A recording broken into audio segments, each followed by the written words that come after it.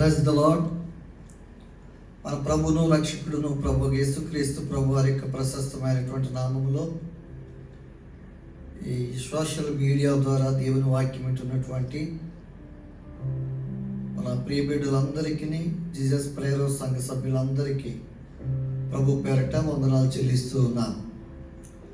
దేవుడు ఈ social media ద్వారా మీతో దేవుని యొక్క వాక్యాన్ని పంచుకునే భాగ్యాన్ని దేవుడు అనుగ్రహించినందుకు ఆ దేవాది దేవునికి వందనాలు చెల్లిస్తూ ఉన్నాను. గడిచిన వారం నుండి దేవుడు తన దయగలిగినటువంటి హస్తాలలో మనందరినీ భద్రపరిచి పోషించి సంరక్షించి దేవుడు ఈ పరిశుద్ధ దినానికి మనల్ని నడిపించిన విధానం కొరకై దేవునికి వందనాలు చెల్లిస్తూ ఉన్నాను. అందరూ క్షేమంగా ఉన్నారు కదూ? దేవుడు తన బలిష్టమైనటువంటి హస్తాల్లో కాచి కాపాడినందుకు దేవునికి వందనాలు చెల్లిస్తూ ఉన్నాను. దేవునికి వాక్యంలోనికి వెళ్దాం. కీర్తన గ్రంథము 48వ కీర్తన 1వ వచనం. మన దేవుని పట్టణమందు ఆయన పరిశుద్ధ పర్వతమందు యెహోవా గొప్పవాడును బహుకీర్తనీయుడై ఉన్నాడు. చిన్న ప్రార్థన చేసుకుందాం. మహాపరిశుద్ధ మా ప్రభువా, మా ఘనమైన తండ్రి, గొప్ప దేవ, మీ ఘనమైన నామానికి వందనాలు స్తోత్రాలు చెల్లిస్తూ ఉన్నాం.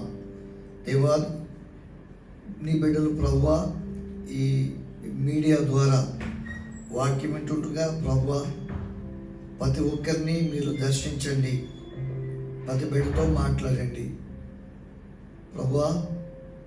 నువ్వు బహుకీర్తనీయుడు అయి ఉన్నావు తండ్రి మా జీవితాల్లో. అందుకే నీకు స్తోత్రాలు చెల్లిస్తూ ఉన్నాము, వందనాలు చెల్లిస్తూ ఈ ప్రార్థన యేసు నామమును అడిగి వేడుకొనుచున్నాము తండ్రి, ఆమేన్. ప్రభునందు ప్రియమైన దేవుని బిడ్డలారా, ఈ 48వ కీర్తన కొరావు కుమారులు రచించినటువంటి కీర్తన. కొందరు రాజులు సమాఖ్యంగా కూడి యెరూషలేమునకు దండెత్తు వచ్చినటువంటి సందర్భంలో ఈ కీర్తన రాయడం జరిగిందని బైబిల్ పండితులు తెలియజెప్పుచూ ఉన్నారు.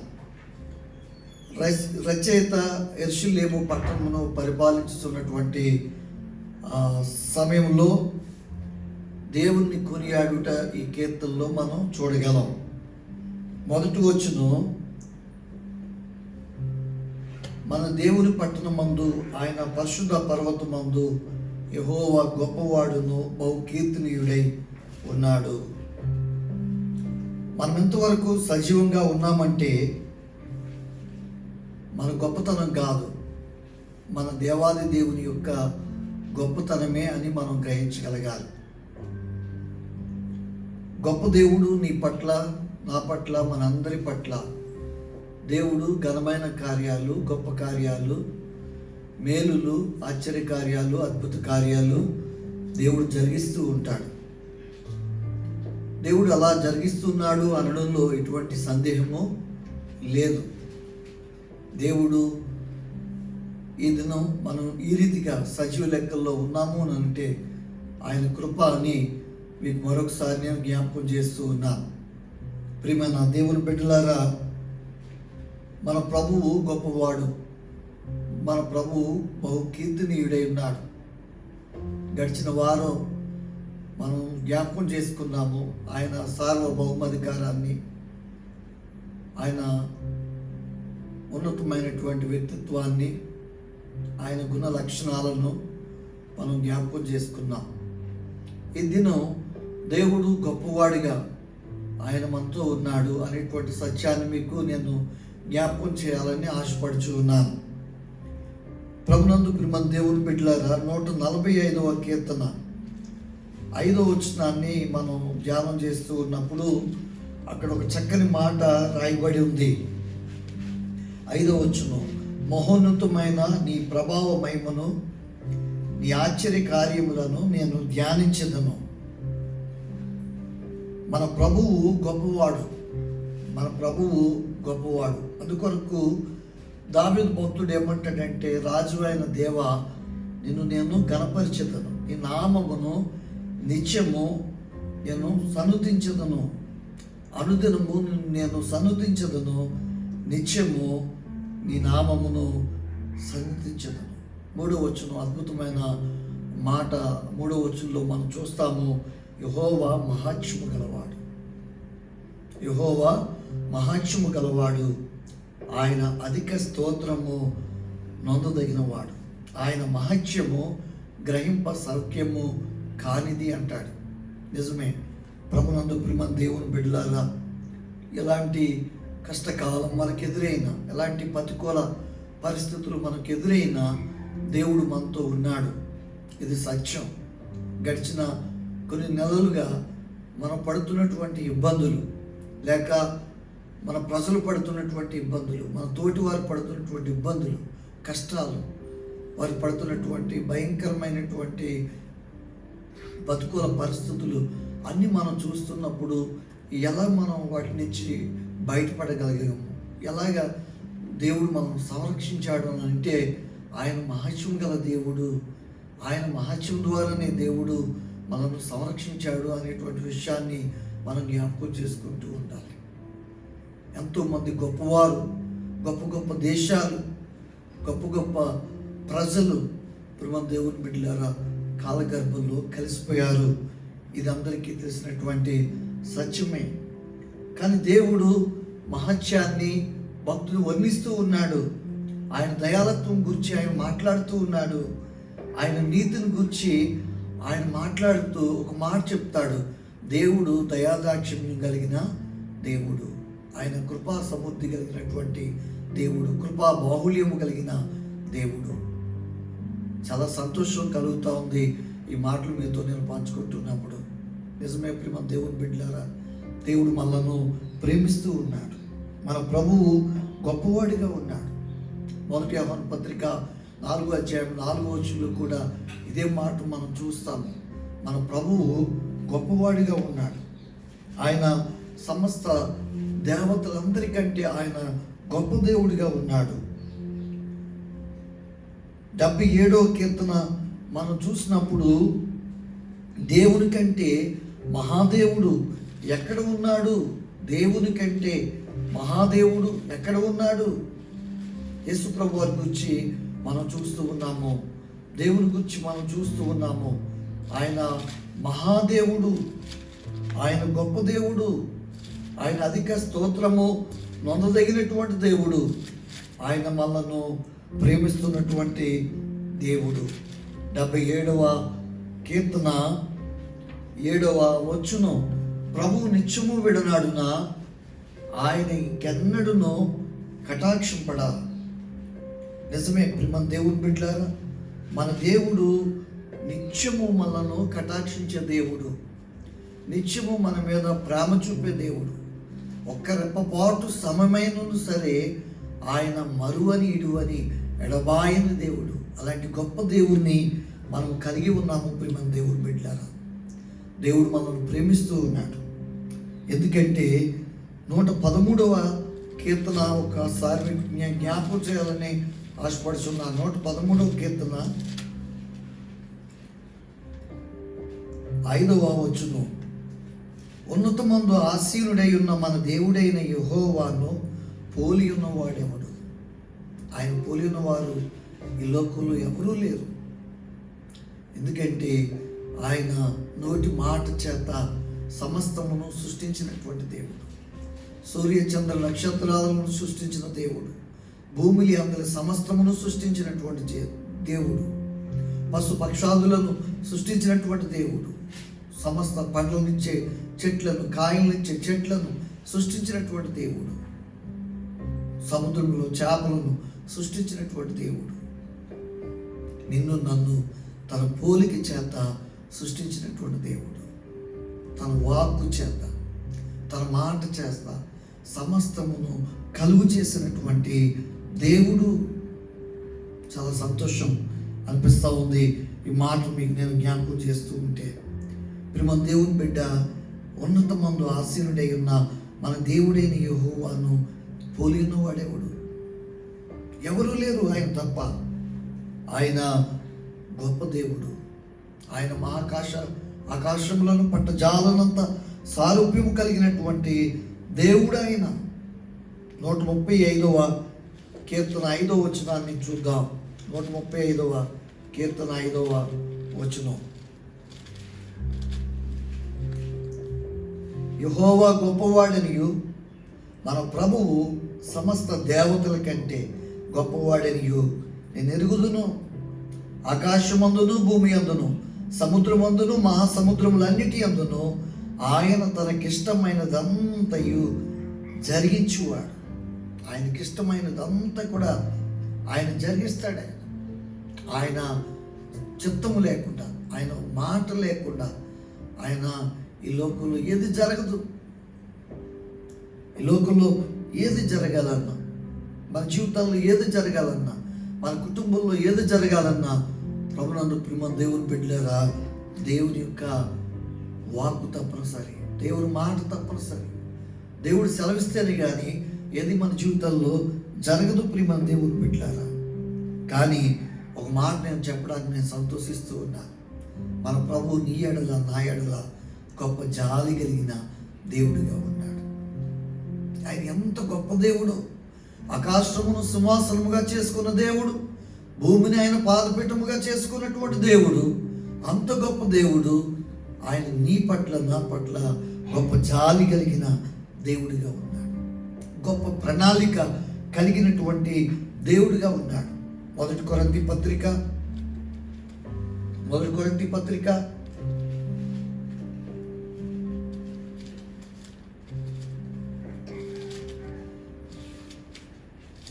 1వ అధ్యాయము 27 నుండి 29 వచనాలు. ఏ శరీరియు దేవుని ఎదుట అతిశయింపకుండునట్లు జ్ఞానులను సిగ్గుపరచుటకు లోకములో నుండి ఎదురువారిని దేవుడు ఏర్పరచుకొని ఉన్నాడు. బలవంతులైన వారిని సిగ్గుపరచుటకు లోకములో బలహీనులైన వారిని దేవుడు ఏర్పరచుకొని ఉన్నాడు. ఎన్నికైన వారిని వ్యర్థము చేయుటకు లోకములో నీచులైన వారిని, తునీకరింపబడిన వారిని, ఎన్నిక లేని వారిని దేవుడు ఏర్పరచుకొని ఉన్నాడు. చాలా గొప్ప మాటలు మనం చూస్తూ ఉన్నాం. నీ పట్ల నా పట్ల దేవుడు ఉన్నతమైన ప్రణాళికను ఇక్కడ మనం చూస్తూ ఉన్నాం. మనకంటే ఎంతమంది గొప్పవారు లేరు, మనకంటే ఎంత ఉన్నత స్థితిలో ఉన్నవారు లేరు, మనకంటే ఎంత జ్ఞానం కలిగిన వారు లేరు, ఎంత చదువులు లేరు, విద్యావంతులు లేరు. కానీ దేవుడు వాళ్ళకి లేనటువంటి భాగ్యం ఈ దినాన్న ఆయన కలిగి ఉండడానికి నీకు నాకు ఆ కృప చూపారు అనేటువంటి విషయాన్ని చెప్పడానికి నేను చాలా సంతోషిస్తున్నాను. దేవుని యొక్క ప్రణాళిక మన పట్ల ఎంతో గొప్పది. కీర్తన గ్రంథం 113వ కీర్తన 8-9 వచనాలు. 113వ కీర్తన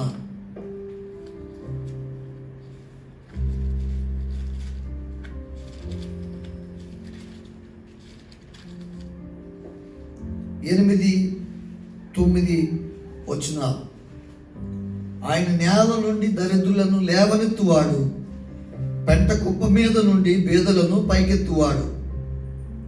ఆయన సంతులేని దానిని ఇల్లాలుగాను, కుమారుడు సంతోషం గల తల్లిగాను చేయును. యెహోవాను స్తుతించుడి. గొప్ప మాట కదా.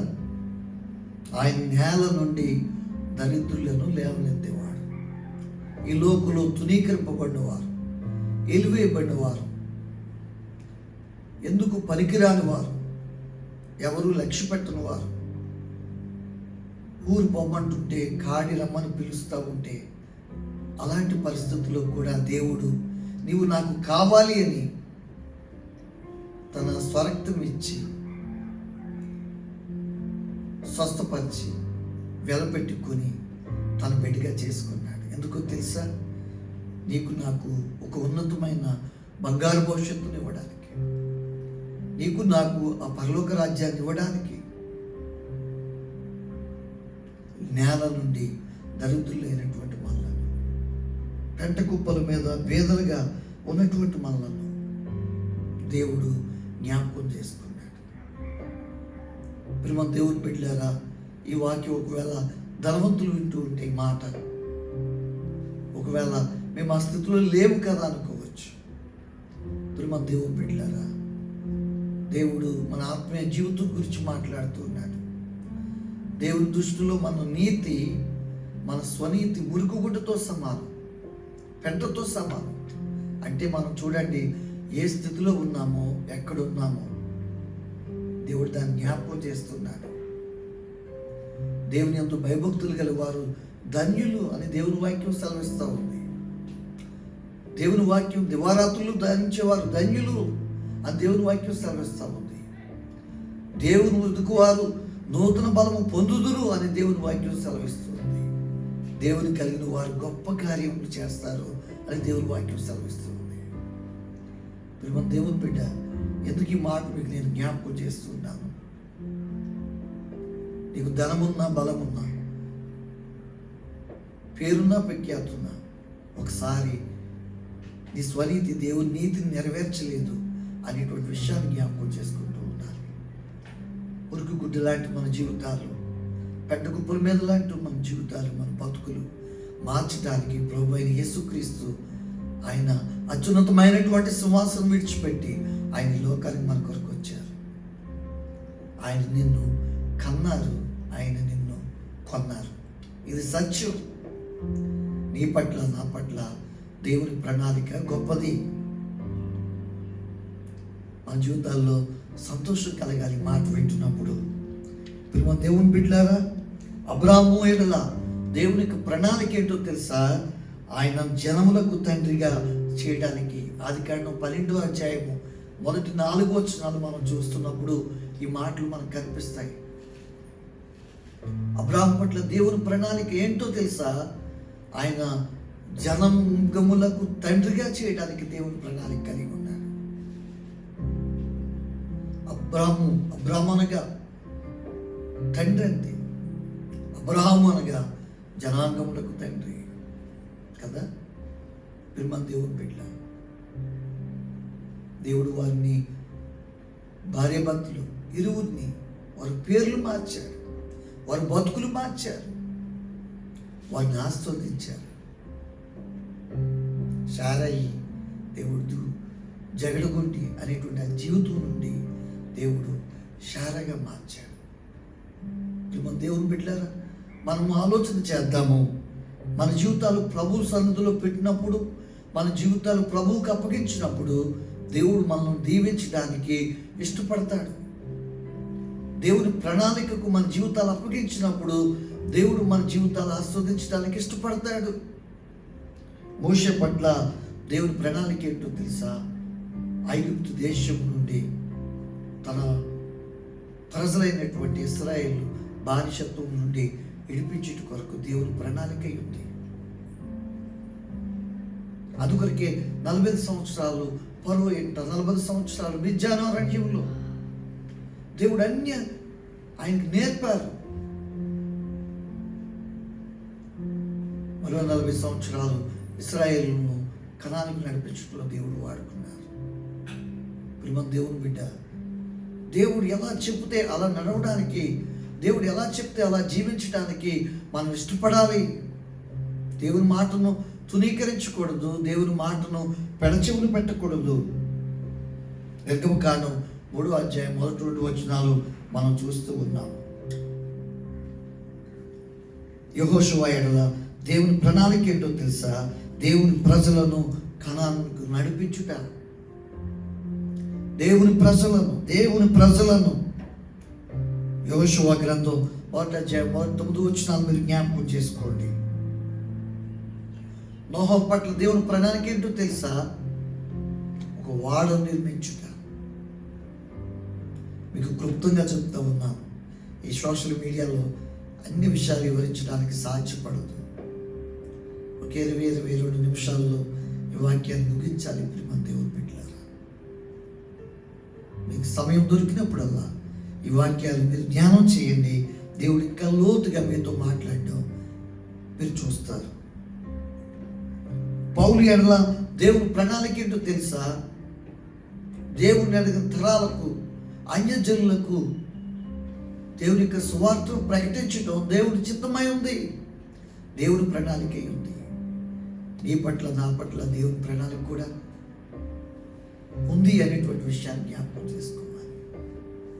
ఈ లాక్డౌన్ టైంలో ఎంతమందికి నీ కుటుంబంలో సువార్తను అందించావు, ఎంతమంది కొరకు ప్రార్థన చేసావు, ఎంత సమయం ప్రభుతో గడిపావు, ఎంత సమయం వాక్యం చదివావు, ఎంత సమయం దేవునితో వ్యక్తిగత సహవాసం కలిగి ఉన్నావు. ఒకసారి పరిశీలన చేసుకుందాం. ఆయన మహాదేవుడు, గొప్ప దేవుడు మీ పట్ల గొప్ప కార్యాలు చేయడానికి ఇష్టపడుతూ ఉన్నాడు. గొప్ప కార్యాలు చేసే దేవుడు. ఇశ్రాయేలులకు గొప్ప కార్యాలు చేశాడంట ఆయన. 78వ కీర్తన 14వ వచనంలో ఈ మాట మనం చూస్తాం. ఇశ్రాయేలులకు దేవుడు గొప్ప కార్యాలు చేశాడు. నీకు నాకు కూడా గొప్ప కార్యాలు చేశాడు. అబ్రాహాము శారాలకు దేవుడు గొప్ప కార్యాలు చేశాడు. దేవుడు ఎరిగిన నీ జీవితంలో గొప్ప కార్యాలు చేయాలని దేవుడు ఆశపడుచు ఉన్నాడు. కనుక ఆశ్చర్యకరమైనటువంటి ఆయన కార్యాలు మన జీవితాల్లో జరగాలంటే దేవుడి చిత్తానికి, దేవుడి ప్రణాళికకు మనము లోబడాలి. ఆయన ఆశ్చర్యకరమైన సంగతులు మనం చూచినట్లు మన కన్నులు తెరవమని ప్రభు సన్నిధిలో మనం వేడుకోవాలి. కొంతమంది గుడివారిగా ఉంటున్నారు దేవుడి సన్నిధిలో. వారి మనోనేత్రం గుడితనం అయిపోయింది. ఈ లాక్డౌన్లో లోకంతో మిళితమైపోయారు, లోకంతో కలిసిపోయారు. ప్రేమ దేవుని బిడ్డలారా, ఇది కుటుంబంతో కలిసి ఆనందించడానికి, కుటుంబంలో ప్రేమ ఆప్యాయతలు కలిగి ఉండడానికి, కుటుంబం అంతా కలిసి దేవుని ప్రార్థన చేయడానికి ఒకవేళ దేవుడి సమయాన్ని మనకు అనుగ్రహించాడేమో కదా. ఏమో ఈ ఉరుకులు పరుగులు కలిగిన ఈ దినాల్లో తల్లి ఎవరో, బిడ్డ ఎవరో, భార్య ఎక్కడో, బిడ్డ ఎక్కడో, ఎక్కడెక్కడో ఉండి పలుపాట్లు చేసుకుంటూ ఉన్నారు. కానీ అలాంటి వారందరినీ దేవుడు ఒక దిక్కును పిద్దుకు పెట్టాడో తెలుసా? యెహోషువ అంటాడు, ఎవరు ఆరాధించకపోయినా నేను నా ఇంటి వారిని దేవుడు సేవిస్తాను. అలాంటి గొప్ప దేవుని సేవించడానికి ఒకవేళ తరుణమేమో, ఈ తరుణం ఏ విధంగా సద్వినియోగం చేసుకున్నావు? సద్వినియోగం చేసుకుంటే మంచిదే, ఒకవేళ పాడు చేసుకుంటే పరిస్థితి ఏంటి? మరి మన దేవుని బిడ్డ, దేవుడు అడుగుతూ ఉన్నాడు. దేవుని యొక్క ఆశ్చర్యకరమైన సంగతులు మనం చూచినట్లు మన కన్నులు తెరవమని దేవుని వేడుకోవాలి. కొంతమందికి చెవిటితనం వచ్చేసింది, కొంతమంది గుడ్డుతారు, కొంతమంది మోగుతారు, దేవుని గురించి చెప్పలేకుండా ఉన్నారు. ప్రేమ దేవుని బిడ్డలారా, మీరందరూ ప్రభుని స్తుతిస్తున్నారు నేను అనుకుంటున్నాను. మీరందరూ ప్రభుని ఆరాధిస్తున్నారు నేను అనుకుంటున్నాను. ఈ టైంలో దేవుడు మిమ్మల్ని అందరినీ ప్రభు దగ్గరగా మీరు నడిపించాలని నేను కోరుకుంటున్నాను. ప్రభు దేవుని బిడ్డలారా, ప్రభు చిత్తమైతే మరికొద్ది రోజుల్లో, ఒక వారం 10 రోజుల్లో దేవుడు మరలా మనం మందిరాల్లో కూడా అవకాశాలు దేవుడు ఇవ్వబోతున్నాడు. అలా ఇవ్వాలని దేవుని సందులో మనం ప్రార్థన చేద్దాం.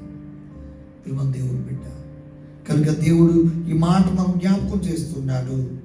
కనుక ఆశ్చర్యకరమైన సంగతులు చూచినట్లు నా కన్నులు తెరువుము అని మనం ప్రార్థించగలిగిన వారంగా ఉండాలి. ఆయన గొప్ప వాత్సల్యత కలిగిన దేవుడు, శాశ్వతమైన వాత్సల్యత కలిగిన దేవుడు, గొప్ప కనికరం కలిగిన దేవుడు. మన జీవితాల్లో మార్పు లేని వాడై ఉన్నాడు. తన మహత్కార్యాలు జరిగించడానికి, మన జీవితాల్లో మహోపకారాన్ని ఆయన చేయడానికి. మన దేవుని బిడ్డ, ఈ కరోనా టైంలో ఎంతమంది ఇబ్బంది పడ్డారు, ఎంతమంది బంధువులను దూరం చేసుకున్నారు, ఎంతమంది ప్రియులు కోల్పోయారు. కానీ దేవుడైతే మన పట్ల ప్రేమ చూపాడు కదా, కృప చూపాడు కదా. ఎంత గొప్ప దేవుడు. కష్టకాలంలో ఉన్న వారి కొరకు, బాధల్లో ఉన్న వారి కొరకు, కరోనాలో బాధపడిన వారి కొరకు ప్రార్థన చేశాము. మన దేవుని బిడ్డ, మనం జ్ఞాపకం చేసుకోవాలి. మనము నేటికి బతికి బట్ట కట్టుబడుచున్నామంటే దేవుని యొక్క వాత్సల్యత మాత్రమే. గనుక నేను ఎడల కృప చూపుతున్న దేవుడు ఈ వాత్సల్యతను నేడైనా గ్రహించి రక్షించబడితేనే మనమందరం ప్రభు రాకడకు సిద్ధపడగలం. ఈ మాట మరలా మీకు నేను జ్ఞాపకం చేస్తా ఉన్నాను. దేవుని యొక్క వాత్సల్యత నీడైనా గ్రహించి రక్షించబడండి. ఒకవేళ రక్షించబడకపోతే దినములు చెడ్డవి అంటున్నాడు బైబిల్ కలుగుతుంది. దేవుడు దినములు చెడ్డవి కనుక సమయాన్ని పోనివ్వకుండా సద్వినియోగపరచుకోండి. అజ్ఞానులు కనుక జ్ఞానులు నడుచుకుంటే దేవుని వాక్యం మనం హెచ్చరిస్తుంది కనుక గొప్ప దేవుడు నీ పట్ల ఉద్దేశించినవి క్షేమకరమై ఉన్నవి దేవుడు జరిగించాలని ఆశపడుచుండగా ప్రభు పాదాలు చెందుకుందాం. ప్రార్థన చేసుకుందాం. ప్రార్థన. మహాపరిశుద్ధుడు మా ప్రభువా, మా ఘనమైన తండ్రి, గొప్ప దేవుడా, నీకు వందనాలు స్తోత్రాలు చెల్లిస్తున్నావు. నువ్వు గొప్ప దేవుడిగా ఉన్నావు ప్రభువా, నువ్వు మహాదేవుడిగా ఉన్నావు. నువ్వు అత్యున్నతమైన సువాసన మీద ఆశీనుడై ఉండి ప్రభు ఈ భూమిని పాదుపెట్టుముగా చేసుకొని నీ ఏలుబడిని కొనసాగిస్తూ ఉన్నావు. యెహోవా రాజ్యము చేయుచున్నాడు నువ్వు వాక్యం సెలవిస్తావు. ప్రభు ఒకసారి మమ్మల్ని జ్ఞాపకం చేసుకోండి. మా గ్రామాన్ని, మా జిల్లాను, మా రాష్ట్రాన్ని, మా దేశాన్ని జ్ఞాపకం చేసుకోండి ప్రభు. ప్రపంచ దేశాన్ని జ్ఞాపకం చేసుకోండి ఒకసారి ప్రభు. దేవాని మాట సెలవి ప్రభు. ఈ కరోనా మహమ్మారి నుండి మమ్మల్ని రక్షించండి అయ్యా, కాపాడండి అయ్యా. దేశం కొరకు ప్రార్థన చేస్తున్నాం ప్రభు.